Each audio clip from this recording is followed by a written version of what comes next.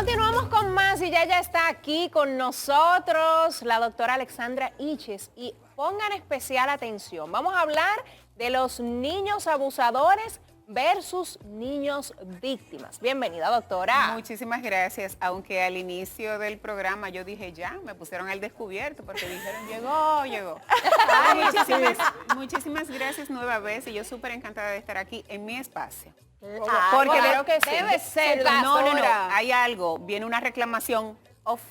Sí, tras bastidores. Todo bueno está lo sabe, muy me encanta. bien, todo está muy bien y de regreso entonces, Y con doctora. ese nuevo look, mi amor. Exacto, Me encanta. azulito, por Sí. unos compromisos que tuvo en estos días. Sí, que fue en estos días tema, una psiquiatra con pelo azul, pero ya yo he explicado varias veces que es por el tema de que estamos haciendo contenido para niños del espectro autista. Muy bien. Así que ojalá todos se pongan de moda en vez de seguir cantantes con pelucas y demás, sigan una causa. Original. Y Doctora, vamos a Sí, hablar precisamente, en estas últimas semanas hemos tenido muchísimas publicaciones en donde a mí de manera particular y los que trabajamos salud mental y vemos conductas y patrones sociales, nos está preocupando, que es el tema de la normalización de las agresiones y de las actitudes y comportamientos violentos por parte de lo que son los escolares.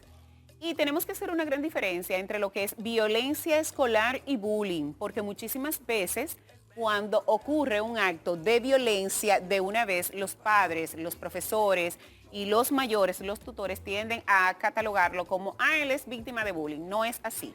Y vamos a empezar por ahí. La violencia escolar no es más que esa transgresión física de manera contundente que se da en el entorno escolar hacia su casa o hacia la escuela, y puede ser por parte de pares, entre ellos compañeros, pero también de profesores hacia alumnos, de alumnos hacia profesores y de adultos que comparten la actividad de la docencia. O sea, que si dos profesores se fajan a pelear, están cometiendo una violencia escolar, porque la categoría de escolar lo da la connotación del entorno.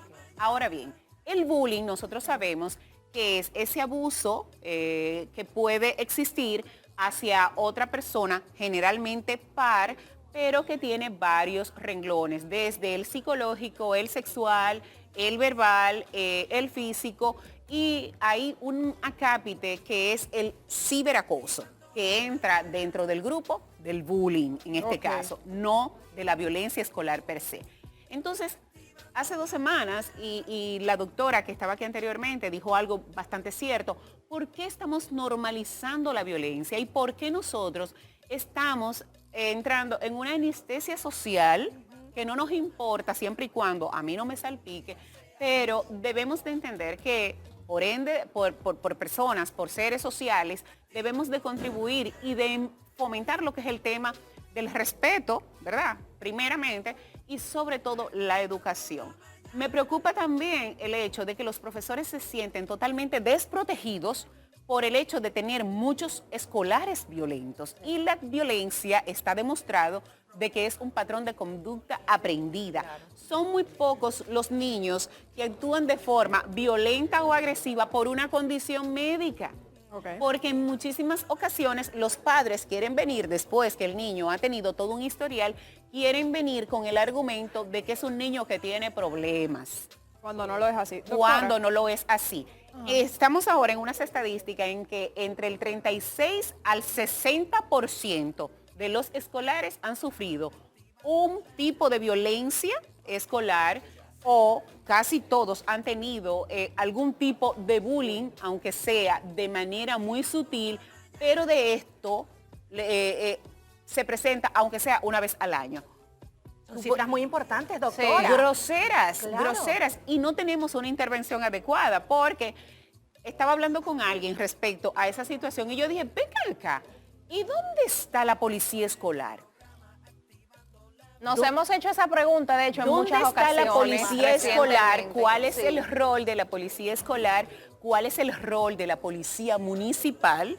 Porque la escolar es para implantar, la municipal exactamente donde termina la puerta hacia afuera, pero son los que deben de garantizar la seguridad de estos niños. Y voy a mencionar de manera particular, yo sé que él no quiere, pero hay una persona de nombre Pedro René que tiene unas ideas bastante innovadoras respecto a lo que se puede hacer con relación al tema de la violencia escolar y por supuesto de la incorporación de todos. ¿Por qué? Porque aquí nosotros pensamos, los padres regularmente, que en la escuela es que se educa. No, en la escuela se va a aprender un programa académico. En la casa es donde realmente surge la educación, pero lamentablemente tenemos un renglón de niños y adolescentes que están criándose solos. Doctora, hace unos días se volvió viral un video donde un niño recibía maltrato de parte de sus propios compañeritos, amiguitos de su misma edad e inclusive sus tutores ya lo tenían en conocimiento y no se había hecho nada. ¿Qué pasa con este niño abusado previamente? ¿Tiene que ver con la crianza de sus padres, con lo que él ha visto en su alrededor, que permitió que le sucediera todo esto sin hacer nada? Para que haya una víctima se necesita un victimario. Y regularmente ambos, tanto el que agrede como el que es agredido, tiene en este caso, pudieran tener alguna afectación dentro de lo que es la estructura emocional o pueden venir de hogares altamente disfuncionales. Un ejemplo, el que tiende a dejarse agredir busca la aceptación, el no rechazo. Y aunque su amiguito lo maltrate, con tal de pertenecer a ese grupo y de no ser excluido, cede a someterse a ciertas humillaciones. Sin embargo, el que agrede, la necesidad imperiosa de tener el control es un reflejo propio de que puede ser víctima de abuso dentro de su hogar. Y por supuesto, dentro del hogar, como no se puede defender de adultos, pues entonces extrapolo y desplazo lo que es esa necesidad de yo tener el control y manifestar mi ira en los entornos escolares o en los entornos deportivos. ¿Por qué? Porque hay muchos niños que cuando le hacen referencia a los padres del comportamiento que ellos tienen en el play, en el campo de fútbol o en la escuela, dicen, no, pero que en la casa él no se comporta así. Claro, la casa es un medio de contención en donde él no muestra su verdadera personalidad. Pero a mí lo que más también me preocupa es cómo unos padres no se dan cuenta de que sus hijos están siendo abusados. Hay un cambio importante en lo que es el patrón comportamental. El niño empieza a tener cambios en el patrón alimentario, o comen mucho o dejan de comer, empiezan a distraerse, empiezan a tener alteración del patrón del sueño, no quieren tener actividades sociales por temor a encontrarse a ese amiguito o a ese agresor en cualquier lugar y verse expuesto. Manifiestan en ocasiones mucho temor de ir a la escuela. Son de los niños, como decimos en buen dominicano, que le da fiebre de pollo a las 7 de la mañana. Sí. Que dicen, mami, tengo fiebre, mami, no quiero ir, me duele la barriga, tengo diarrea. Y fuera de eso, tú deberías de buscar un trasfondo. No es decirle que eres haragán, que tú no quieres ir. Es qué está pasando, que el entorno en donde se supone mi niño está desarrollando su personalidad, que es la escuela, él no quiere ir. Él no quiere ir. Y créanle a sus hijos hasta que se demuestre lo contrario, porque en ocasiones encontramos niños que en terapia y en consulta nos dicen, yo se lo dije 20 veces, ella me dijo que me callara, que eso es mentira. Ay, Dios mío, doctora. Señores. ¿Qué hacemos con eso, doctora? Porque específicamente aquí hablamos de menores de edad, pero sin lugar a dudas hay una responsabilidad por parte de los padres. Claro.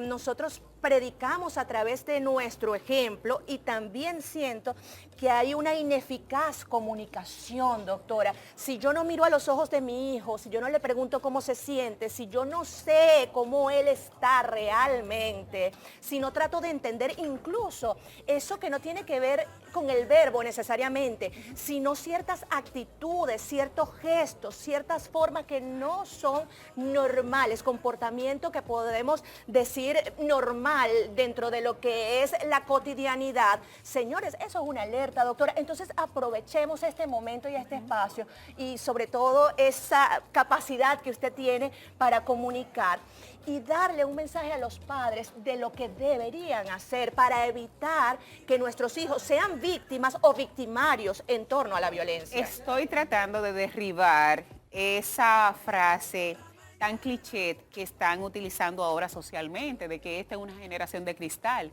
Y yo digo que para que exista una generación de cristal, deben de existir padres de algodón. Claro. Entonces, el niño se forma con disciplina, con la muestra de límites y sobre todo con una supervisión estricta. Y dejemos de ser los excelentes proveedores de cosas materiales a cambio del tiempo que le estamos privando. Aquí tú te encuentras y tú le dices, no doctora, porque yo tengo que trabajar una extra porque le prometí a mi hijo que se iba para Miami en vacaciones. Ok, pero en vez de Miami, porque tú no coges esos 2 meses, vas al departamento de recursos humanos de tu trabajo y tú le dices que tú quieres que tu niño haga verano contigo, en tu trabajo.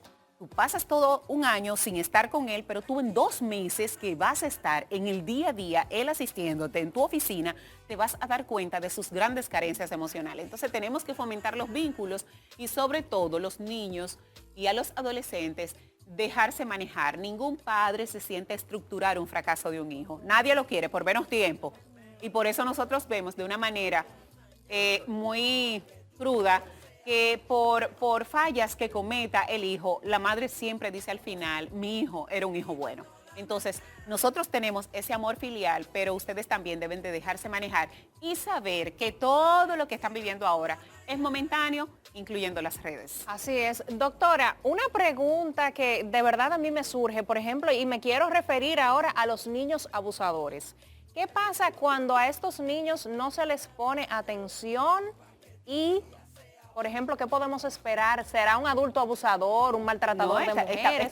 Estamos fomentando una personalidad totalmente antisocial. Y entre los patrones antisociales o asociales está muy cerca lo que es la psicopatía. Ese es el futuro hombre abusador, maltratador. Y por supuesto, eso va de rango en rango, porque en la adolescencia va a violentar y agredir de una forma, pero cuando ya crezca, los métodos de agresión van a ser otros y mucho más contundentes, y cuando esté en un entorno en donde las cosas no salen o no son como él entiende o como él lo quiere, pues tú sabrás que habrá problemas. Así que no fomentemos, no seamos criadores de antisociales. Así Gracias, doctora Iches, de verdad que siempre brindándonos ese conocimiento que es tan necesario multiplicar a través de la pantalla de Telecentro y de Telemicro Internacional. Siempre brillante, mi doctora Iches, ahora con esta cabellera azul que me encanta, con un buen propósito, señores. Y sí, le viene la reprimenda detrás de cámara, porque ya no nos puede abandonar tanto tiempo. Vamos a pausa comercial y ya seguimos con mucho más de Activando la Mañana. No se muevan.